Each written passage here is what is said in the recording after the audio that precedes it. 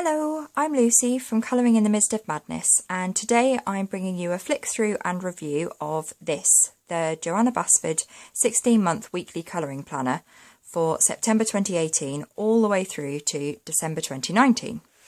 So there are a lot of pages in this. So the first thing to note is that this brown cardboard does come off, so you don't have to have it there if you don't want to. The book is spiral bound, which means that you can bend it back on itself for ease of colouring, which is really useful. The paper is the same as last year's, and it's like a pale cream colour, so it's not quite white and it's not as yellow as the Secret Garden book paper was, and it's kind of an in-between colour between the new ivory paper in the UK editions and the US editions. So it's a bit yellower than the UK paper and a bit whiter than the US paper. And it's a very nice colour. So as you can see, there is one page on the left for every week of dates on the right. And there are important celebrations and festivals and dates on the left within the boxes as you go through. So you can use this as a normal planner. When you're writing in it, I would advise using a kind of bluntish pencil. You don't want anything sharp or inky, because it could show through to the other side and ruin your colouring. When you're colouring, you won't want to use alcohol markers unless you colour as you go through the year, because otherwise it'll bleed through really badly. Unfortunately, water-based pens don't work brilliantly on this paper. Some people have a bit more luck than I do. So if you're very careful and don't find that they bleed or shadow very often for you, then you might be all right.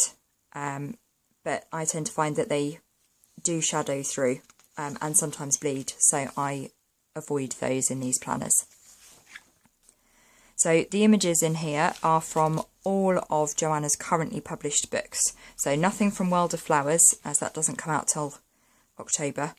But there are images from Secret Garden, Enchanted Forest, Lost Ocean, Magical Jungle, Johanna's Christmas, and Ivy and the Inky Butterfly. Now they're all different sizes. While we get here, so this is Valentine's Day week, and as you can see there's a heart on this page. Quite often in these calendars there is a themed section for Christmas, and there's quite often a skull for Halloween and a heart for Valentine's Day.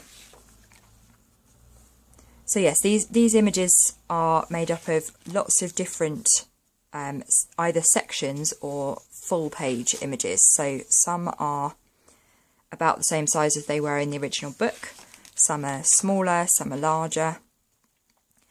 This page I coloured with Caran d'Ache Luminance pencils. The paper is, well, it's sort of a medium thin thickness.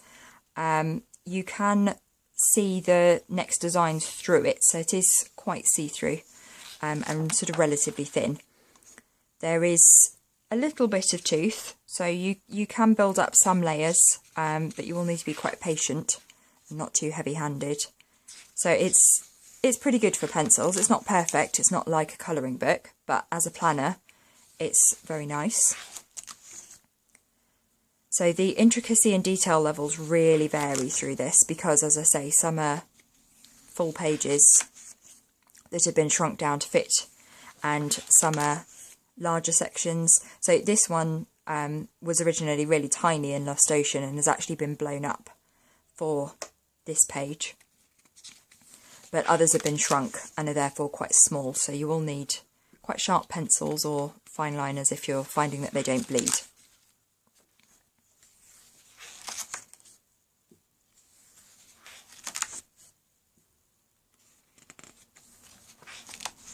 So at the top of each month there is, well, of each week, sorry, there is a month overview with the dates and days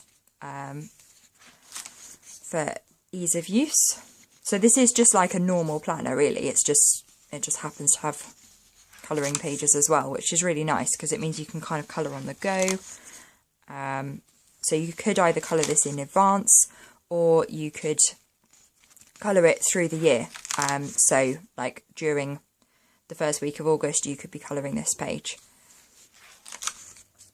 Or you could just not colour it at all, because it does look really beautiful with no colour added.